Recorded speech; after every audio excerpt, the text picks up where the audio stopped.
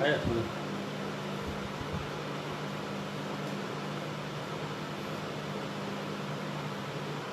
ये ठंडा पानी डाल दीजिए।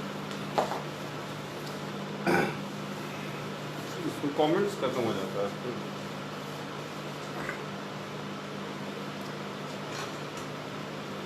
So welcome friends, welcome to the classroom, welcome to KSIS Academy। आज हम लोग एग्रीकल्चर का ही पार्ट, जो मेंस का पार्ट हम लोग डिस्कस कर रहे थे एग्रीकल्चर में, उसी को हम लोग कंटिन्यू करेंगे।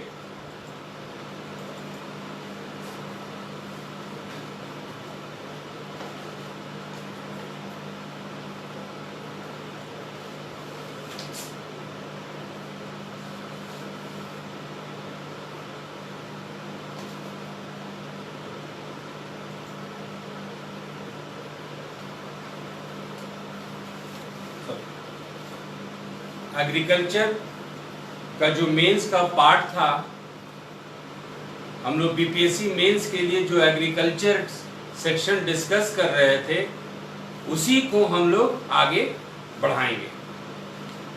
पिछले सेशन तक हम लोग ये देखे कि बिहार में कृषि संबंधी कुछ चुनौतियां हैं। There are certain challenges related to agriculture in Bihar. Let's revise what are those challenges. एक बार फिर से उन लोग चुनौतियों को हम लोग देखते हैं। तो पहला जो चुनौती है, राइजिंग पॉपुलेशन, यानी बढ़ती हुई आबादी। दूसरी जो चुनौती है, लिमिटेड एरेबल लैंड, सीमित कृषि युक्त भूमि। तीसरी जो चुनौती है बिहार में, फ्रैगमेंटेड लैंड होल्डिंग्स, बटे हुए जोत। चौथा जो चुनौती है बिहार में, हाई कॉस्ट ऑफ इनपुट, यानी लागत की उच्च कीमत। पांचवा है एरेक्टिक रेनफॉल, अनियमित वर्षा। छठा है फ्लड्स, बाढ़। और सातवां है आपका भूमि क्षरण, यानी लैंड डिग्रेडेशन।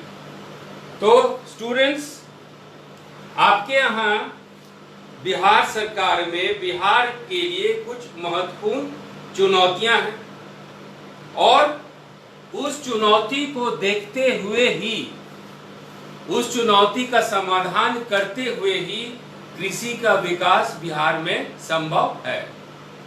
अब हम लोग चलते हैं कि बिहार सरकार इस चुनौतियों को कैसे सामना करेगी। जो परेशानी है बिहार के कृषि में, उसका समाधान किस किस रूप में देखा जाए। What are the different possible solutions to the problem, or what are the bottlenecks in the development of agriculture in Bihar?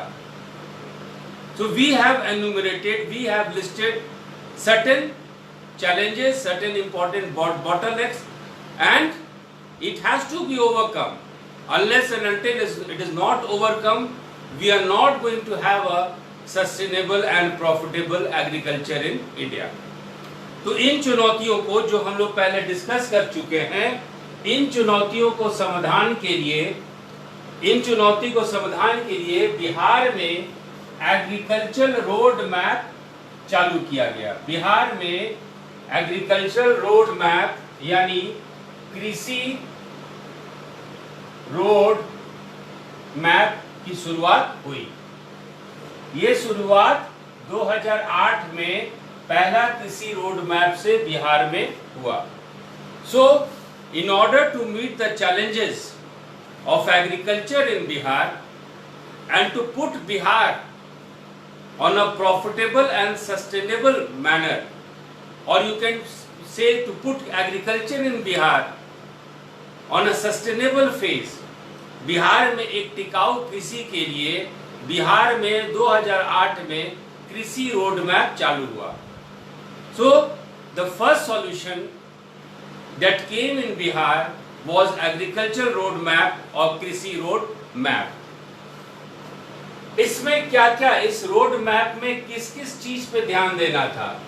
तो क्रॉप यानी कि फसल, लाइव स्टॉक यानी कि पशु धन, फिशरीज मत्स्य उत्पादन, डेयरी दूध उत्पादन और इरिगेशन सेक्टर यानी सिंचाई क्षेत्र। कहने का मतलब है कि एग्रीकल्चर रोड मैप में, कृषि रोड मैप में कुछ क्षेत्र को आइडेंटिफाई किया गया था, कुछ क्षेत्र का चयन किया गया था और इस क्षेत्र में विकास का उद्देश्य रखा गया। कैसे इस क्षेत्र का चयन हुआ वो हम लोग पिछले सेशन में देख चुके। हमारा निष्कर्ष था कि फसल में, लाइव स्टॉक में यदि हम लोग थोड़ा सा तकनीक लगाएंगे, थोड़ा सा सही रणनीति लगाएंगे तो ये वृद्धि यहाँ हो सकता है। तो उसी के हिसाब से बिहार में जो कृषि रोड मैप आया वो कृषि रोड मैप आपका क्रॉप्स फसल, वो आपका लाइव स्टॉक पशुधन, वो आपका फिशरीज मत्स्य पालन, वो आपका डेयरी डेवलपमेंट, डेयरी या दूध उत्पादन, वो आपका इरिगेशन या सिंचाई। 1 2 3 4 5। तो पहला एग्रीकल्चर रोड मैप जो है 5 बिंदु पे अपने आप को केंद्रित किया। नंबर 1। नंबर 2, बिहार सरकार का उद्देश्य था कि एक सक्षम वातावरण का निर्माण हो, एक सक्षम वातावरण का निर्माण हो, एक सुटेबल इनेबलिंग एनवायरनमेंट क्रिएट हो। कहां पे? कृषि क्षेत्र में ऐसा सक्षम वातावरण का निर्माण हो जिसके कारण यहां पे कृषि प्रॉफिटेबल हो, लाभकारी हो, सस्टेनेबल हो, टिकाऊ हो। और ये सब का परिणाम क्या होता कि बिहार में आय का सृजन होता, बिहार में आमदनी का सृजन होता। राइज इन इनकम किसके लिए? यहाँ की बढ़ती हुई आबादी के लिए। तो कहने का मतलब है एग्रीकल्चर रोड मैप में एक ऐसा सक्षम वातावरण बनाने की कोशिश की गई जिसके द्वारा बढ़ती हुई आबादी के लिए कृषि के विकास के साथ साथ आय का भी जो है सृजन हो, इनकम का भी सृजन हो।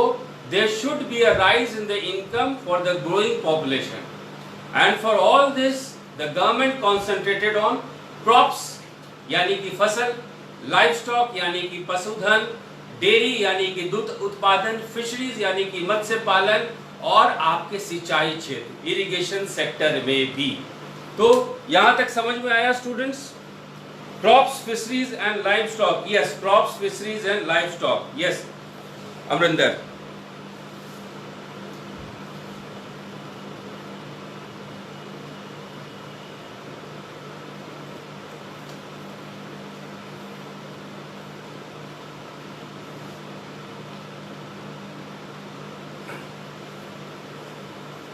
दो 2008 में जो आपका एग्रीकल्चर रोड मैप स्टार्ट हुआ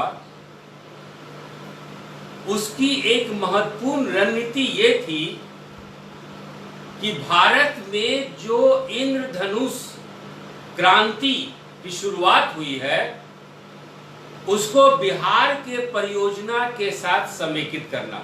फिर से समझिए, भारत सरकार द्वारा रेनबो रेवोल्यूशन, भारत सरकार द्वारा इंद्रधनुष क्रांति 2000 में चालू की गई थी। इस क्रांति में बहुत सारे परियोजना था जो कि भारत सरकार का था। तो बिहार सरकार क्या की कि अपने एग्रीकल्चर रोड मैप में इसी रेनबो रेवोल्यूशन में एक अपने परियोजना के द्वारा उत्प्रेरक का काम की, है ना, to usher in a rainbow revolution, to usher rainbow revolution in Bihar. ये पॉइंट समझ में आया स्टूडेंट्स? ये पॉइंट समझ में आया? Did you understand this point? The agriculture roadmap in fact ushered the rainbow revolution. Bihar में जो भारत सरकार द्वारा इंद्रधनुष कार्यक्रम के तहत योजना थी, उसको बिहार के किसी रोड मैप से समेकित कर दिया गया, उसको जोड़ दिया गया। ये बिहार सरकार की बहुत बड़ी रणनीति थी। राइट? ये समझ में आया students? Are you in a position to understand this? Okay. तो अब हमारा सवाल ये उठता है, ये आपका भी क्वेश्चन ये उठता है कि ये इंद्रधनुषी क्रांति क्या है? What is this rainbow revolution? तो आपके यहाँ इंद्रधनुष कार्यक्रम है क्या? What is that rainbow revolution? और बिहार सरकार उसको कैसे अपने रणनीति में इस्तेमाल की? तो इंद्रधनुषी क्रांति या रेनबो रेवोल्यूशन समझने के लिए हम लोग को कुछ महत्वपूर्ण क्रांतियों को देखना पड़ेगा। कृषि और सहवर्ती क्षेत्र में कुछ महत्वपूर्ण क्रांति आई थी। There were some important agriculture and agrarian revolutions brought in India by government of India। और जितने भी क्रांति जैसे कि राउंड गोल क्रांति, जैसे कि गोल्डन क्रांति, जैसे कि हरित क्रांति, इन सब को मिला के आपका इंद्रधनुषी कार्यक्रम बना। तो let's briefly see what are the different revolutions in India, है ना? राइट। सो पहले हम लोग स्टार्ट करते हैं हरित क्रांति से। पहला जो हमारा पॉइंट है वो है आपका हरित क्रांति, वो है आपका ग्रीन रेवोल्यूशन। ग्रीन रेवोल्यूशन या हरित क्रांति ये फूड प्रोडक्ट्स से संबंधित है। ये आपका खाद्यान्न उत्पादन से संबंधित है और खास करके वीट एंड राइस, खास करके गेहूं और धान। सो इंद्रधनुषी कार्यक्रम पहला जो कार्यक्रम अपने तहत समेकित की, समाहित की, the first constituent of rainbow revolution was your green revolution, हरित क्रांति। हरित क्रांति जैसा कि नाम से जो है काफी क्लियर है, ये खाद्यान्न उत्पादन और ये फूड प्रोडक्ट्स तरह संबंधित है। खास करके गेहूं और धान, खास करके आपका वीट एंड राइस। इसमें जरा ब्रीफली कुछ इंपॉर्टेंट पॉइंट्स हैं, उसको हम लोग देख लेते हैं। तो पहला चीज ये है कि हरित क्रांति था क्या? एक हरित क्रांति आपका जो भारतीय कृषि प्रणाली है, भारत में जो कृषि प्रणाली था, उसको एक औद्योगिक रूप देने की कोशिश की गई। The government of India wanted to transform Indian agriculture into a system like an industrial system. इस प्रणाली में सरकार की पहल ये रही कि सरकार इसमें ये चाहिए कि आधुनिक तकनीक से भारत में कृषि हो. Use of important instruments like tractor और खास करके high yielding variety of seeds, खास करके high yielding variety of seeds, जिसको कि हम लोग HYV कहते हैं. High yielding variety of seeds यानी कि उच्च किस्म की बीज, तो high yielding variety. Green revolution में, हरित क्रांति में आधुनिक तकनीक का इस्तेमाल किया गया, जैसे तंत्र, tractor, machine, HYV seeds, high yielding variety seeds, उच्च किस्म की बीज, पेस्टिसाइड्स, कीटनाशक, उर्वरक, fertilizers. So all these new technology was used in the Indian agriculture system to transform Indian agriculture into something that is more profitable. और हरित क्रांति का जो क्षेत्र रहा मुख्यतः, the main beneficiary of green revolution was your Punjab, Haryana and Western Uttar Pradesh. The main beneficiaries were Punjab, Haryana और western UP. Punjab, Haryana और पश्चिमी यूपी. हरित क्रांति के जनक, भारत में हरित क्रांति के जनक हम लोग MS स्वामीनाथन को कहते हैं. भारत में हरित क्रांति के जनक आपके MS स्वामीनाथन हैं. और विश्व में हरित क्रांति लाने वाले आपके नॉर्मन बोरलॉग थे. विश्व में हरित क्रांति के जनक को, नॉर्मन बोरलॉग को विश्व में हरित क्रांति के जनक के रूप में, फादर ऑफ ग्रीन रेवोल्यूशन के रूप में देखा जाता है. But in India it is MS Swaminathan who is known as father of green revolution in India. Bharat में आपके हरित क्रांति के जनक MS स्वामीनाथन हैं. तो हरित क्रांति जो है भारत में आधुनिक प्रथा, आधुनिक तकनीक के इस्तेमाल की शुरुआत को कहते हैं. ये अब देखना है कि ये भारत में कब हुआ, कब इसे भारत में चालू किया गया. तो इसको भारत में 1965 में green revolution started in India in 1965. Green Revolution started in India in 1965. उस समय भारत के प्रधानमंत्री लाल बहादुर शास्त्री थे. उस समय भारत के प्रधानमंत्री लाल बहादुर शास्त्री थे. और इसका उद्देश्य था अनाज के उत्पादन में वृद्धि करना, अनाज के उत्पादन में वृद्धि करना. और मुख्य रूप से इसमें गेहूं और या वीट पे केंद्रित किया गया, गेहूं या वीट पे कॉन्सेंट्रेट किया गया. इस हरित क्रांति के परिणाम स्वरूप भारत में बहुत किस्म के गेहूं मिलने चालू हो गए. यहां तक कि हमारे पास ऐसे गेहूं आने लगे जो कि रस्ट रेजिस्टेंट था, जो कि जंग रोधक था, है ना. जंग से भी उसको किसी तरह का हानि नहीं पहुंचता.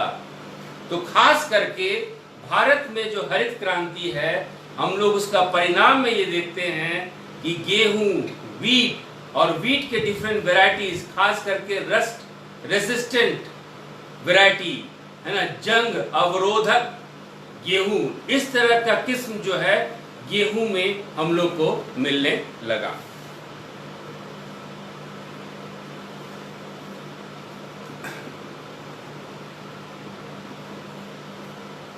ये था आपका ग्रीन रेवोल्यूशन। ग्रीन रेवोल्यूशन को हम लोग ब्रीफली आपको हम लोग डिस्कस किए हैं। इस स्टेज में हमारा ग्रीन रेवोल्यूशन ब्रीफली डिस्कस किए हैं। अब दूसरे क्रांति पे चलते हैं। यहां तक स्टूडेंट समझ में आया? यदि समझ में आया तो please do let me know. दूसरा जो क्रांति था, जो दूसरा क्रांति हमारे यहाँ चालू हुआ, वो था श्वेत क्रांति, जिसको कि हम लोग व्हाइट रेवोल्यूशन के नाम से जानते हैं। व्हाइट रेवोल्यूशन या श्वेत क्रांति। इस श्वेत क्रांति या व्हाइट रेवोल्यूशन के जनक थे डॉक्टर वर्गीस कुरियन।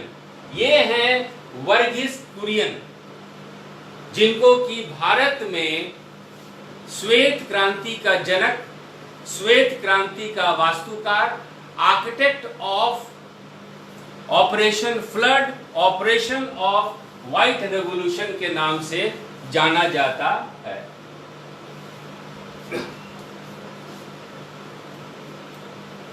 ये व्हाइट रेवोल्यूशन या श्वेत क्रांति है क्या? ये आपका मिल्क प्रोडक्शन यानी दूध उत्पादन से संबंधित है। इसकी शुरुआत 1964-65 में ही हो गई थी, लेकिन आप जिस रूप से दूध क्रांति को जानते हैं उसको हम लोग ऑपरेशन फ्लड कहते हैं। उसको हम लोग ऑपरेशन फ्लड कहते हैं, है ना। और ये 70 के दशक में ये चालू हुआ। एक बार हरित क्रांति की सफलता के बाद दूध उत्पादन की वृद्धि के बारे में सोचा गया। तो दूध उत्पादन की वृद्धि, इसका जो नींव है 1964-65 में ही रख दिया गया था, लेकिन 1970 में ऑपरेशन फ्लड के नाम से ये श्वेत क्रांति को जाना जाता है। It is known as operation flood as a white revolution, है ना। तो इसकी शुरुआत कब हुई? इसकी शुरुआत हुई 1970 के दशक में। It started in the year 1970 और पूरे दशक में ये आपका ऑपरेशन फ्लड चलता रहा। नंबर 1, इसके जनक, जो संस्था इस ऑपरेशन फ्लड के पीछे थी, आपके श्वेत क्रांति के पीछे थी, व्हाइट रेवोल्यूशन के पीछे थी, वो थी NDDB, national dairy development board. National dairy development board अंग्रेजी में बोलते हैं, हिंदी में इसको कहते हैं राष्ट्रीय डेयरी विकास बोर्ड। तो आपके भारत में दूध क्रांति का, श्वेत क्रांति का, व्हाइट रेवोल्यूशन का पहल जो है नेशनल डेयरी डेवलपमेंट बोर्ड द्वारा चालू किया गया। NDDB का इनिशिएटिव था, राष्ट्रीय डेयरी विकास बोर्ड की ये पहल थी, और ये दुनिया का सबसे बड़ा विकास कार्यक्रम था। This was the world's biggest dairy development programme. This was the world's biggest dairy development programme. ये विश्व का सबसे बड़ा डेयरी कार्यक्रम था। सबसे इंपॉर्टेंट कि इस व्हाइट रेवोल्यूशन के कारण, इस दूध क्रांति के कारण, इस श्वेत क्रांति के कारण भारत जो एक दूध कमी वाला देश था, भारत जो एक मिल्क डेफिशिएंट कंट्री था, एकाएक Bharat, India becomes exporter of milk production. Means Bharat जो है एकाएक दूध का निर्यात करने लगा, और भारत एक दूध निर्यातक के रूप में ऑपरेशन फ्लड यानी कि आपका श्वेत क्रांति यानी कि व्हाइट रेवोल्यूशन के कारण ही ये हुआ।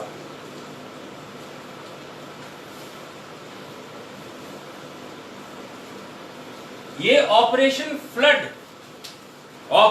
फ्लड एक एक्सपेरिमेंटल बेसिस पे चालू किया गया था। ये एक प्रयोग पैटर्न के रूप में चालू किया गया था और ये प्रयोग पैटर्न चालू करने वाले थे डॉक्टर वर्गीस कुरियन। तो वर्गीस कुरियन इसको प्रयोग के रूप में चालू किए थे। उस समय वर्गीस कुरियन अमूल के अध्यक्ष थे। बाद में ये NDDB national dairy development board के भी अध्यक्ष बन गए। तो अमूल के अध्यक्ष डॉक्टर वर्गीस कुरियन थे, जो प्रयोग के आधार पर जो है दूध क्रांति लाने का सोचे और इसकी सफलता जैसे जैसे ये सफलता पकड़ी, doctor Varghese Kurien national dairy development NDD board के ये चेयरमैन अध्यक्ष बन गए और आज उनको हम लोग ऑपरेशन फ्लड के वास्तुकार के रूप में जानते हैं। We know him as the architect of operation flood in India.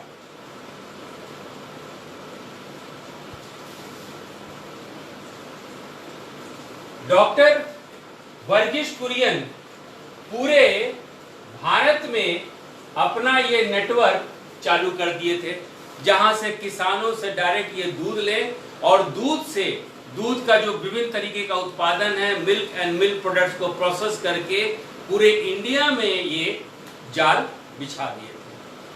Hence that is why is known as architect of Indian operation flood.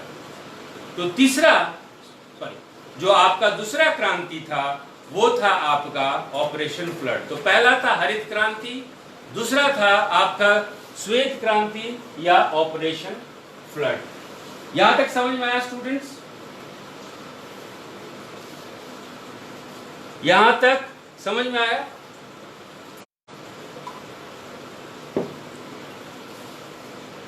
चलिए नेक्स्ट जो हम लोग क्रांति देखेंगे वो है आपका पीली क्रांति या येलो रेवोल्यूशन। येलो रेवोल्यूशन ये ऑयल सीड्स से संबंधित है और इसकी शुरुआत 1986-87 में हुई। This started in the year 1986-87। तो जो तीसरी क्रांति थी वो था आपका पीली क्रांति येलो रेवोल्यूशन, जो तिलहन लीन सीड्स ऑयल सीड्स से ये संबंधित था और इसकी शुरुआत 1986-87 में हुई। तो आपके यहां वेजिटेबल ऑयल या खाद्य तेल या फसल तेल में भारत में फसल तेल या खाद्य तेल के उत्पादन की वृद्धि के लिए जो योजनाएं, जो समेकित योजनाएं, जो तीव्र योजनाएं उत्पादन को बढ़ाने के लिए चालू की गई, उसको हम लोग पीली क्रांति या येलो रेवोल्यूशन के नाम से जानते हैं। इसका फायदा क्या हुआ? इस पीली क्रांति में जो सरकार का केंद्र था वो था एडिबल ऑयल्स, यानी कि खाद्यान्न तेल, यानी कि खाद्यान्न तेल, जो तेल आप खाने के लिए इस्तेमाल करते हैं, यही केंद्र बिंदु था। This was the point of concentration in operation yellow revolution. पीली क्रांति में यही केंद्र बिंदु था। खास करके आपका मस्टर्ड खास करके मस्टर्ड, ये दिखाई दे रहा है, खास करके मस्टर्ड यानी कि खास करके सरसों, और आपका सेसम यानी कि तिल। तो पीली क्रांति में खाद्यान्न तेलों पे बल दिया गया, खास करके सरसों और तिल पर।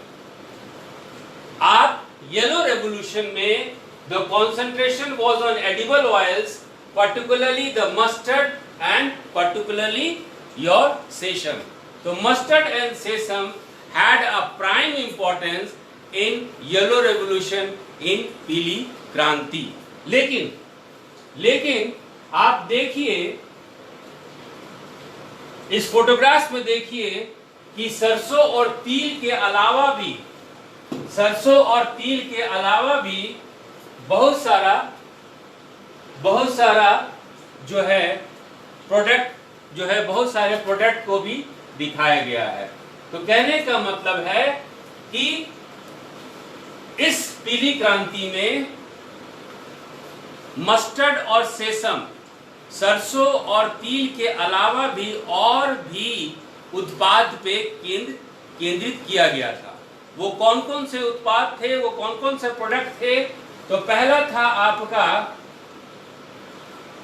ग्राउंड नट यानी कि मूंगफली। दूसरा था आपका सरसों, हम लोग जो डिस्कस कर चुके हैं। दूसरा था आपका सोयाबीन।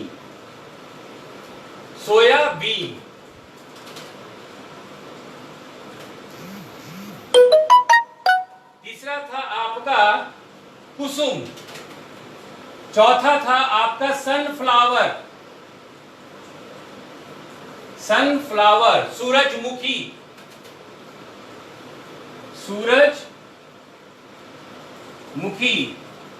उसके बाद आपका था नाइजर, जिसको कि राम तिल या काला तिल के नाम से जाना जाता है।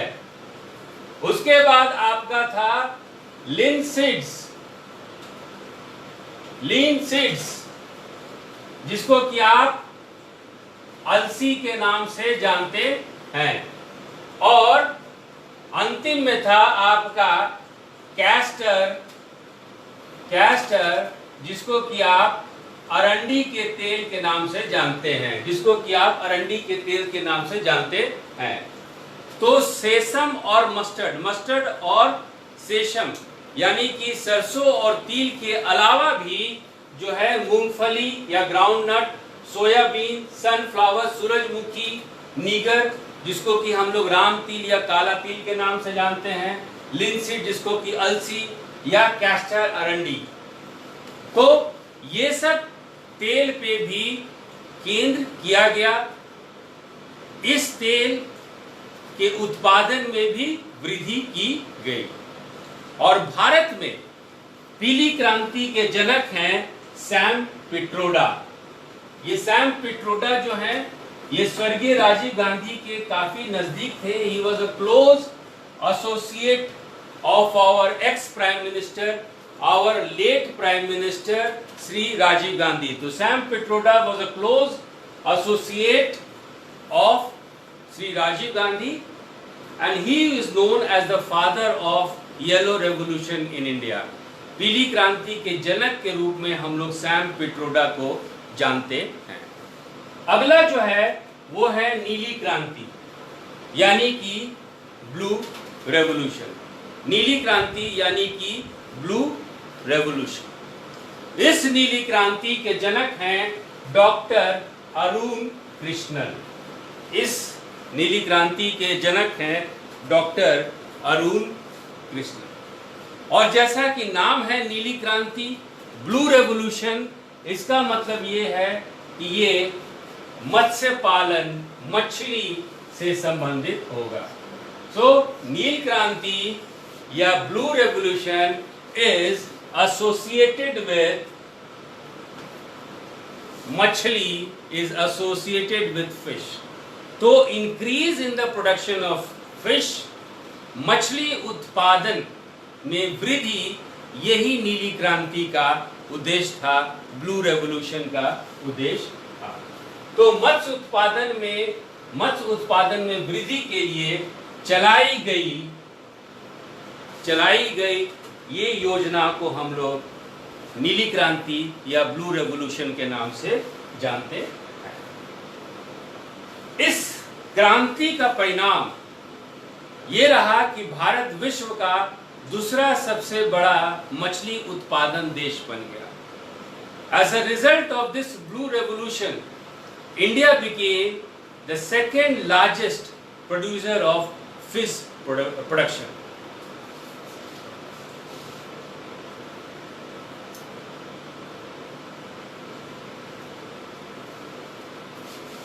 नीली क्रांति की शुरुआत कब हुई? नीली क्रांति की शुरुआत एक संगठन बनने से हुई। The start of blue revolution in India was there because there was an agency created, and the name of this agency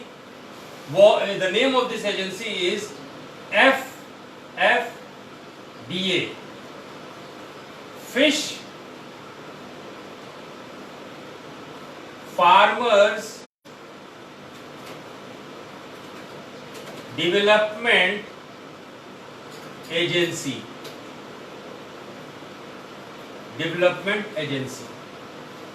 Fish Farmers Development Agency, FFDA, was created, and this agency was responsible for blue revolution in India. FFDA, Fish Farmers Development Agency को हिंदी में हम लोग कहते हैं, हिंदी में इसको हम लोग मछली किसान विकास एजेंसी के नाम से जानते हैं।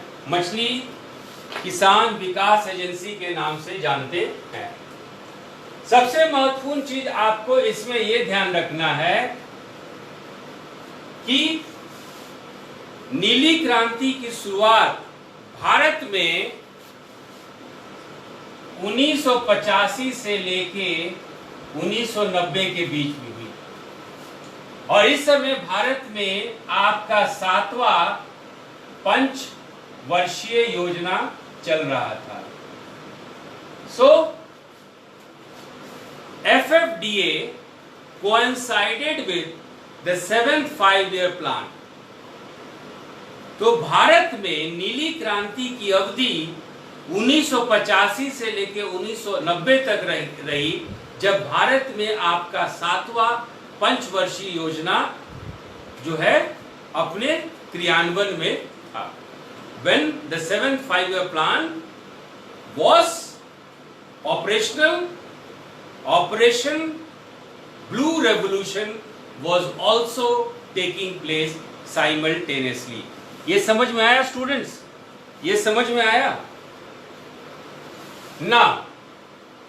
ये मछली के उत्पादन, ये आपके नीली क्रांति में किन बातों पे जोर दिया गया, ये हम लोग को जानना जरूरी है, क्योंकि बिहार में कृषि में भी इन्हीं तत्वों पर जो है बिहार सरकार काम कर रही है। ओके, तो देखिए कि फिश ब्रीडिंग यानी मछली प्रजनन, नंबर 1। नंबर 2, फिश रियरिंग, मछली पालन। Number 3, fish marketing,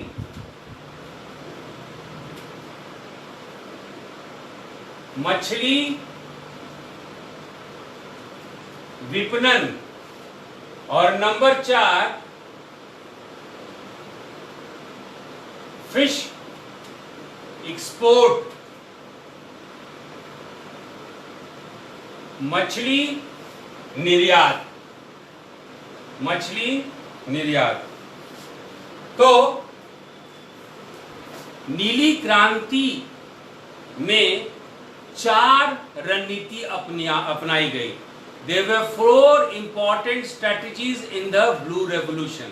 These were first fish breeding या मछली प्रजनन, second fish rearing या मछली पालन, third fish marketing या मछली विपणन, and fourth fish export या मछली निर्यात।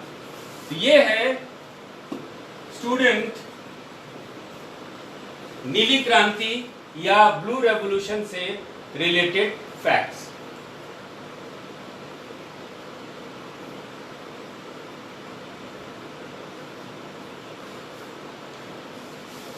मछली उत्पादन का परिणाम, नीली क्रांति का परिणाम, the result of blue revolution was that Andhra Pradesh and Tamil Nadu, Andhra Pradesh and Tamil Nadu, they developed shrimp in a big way.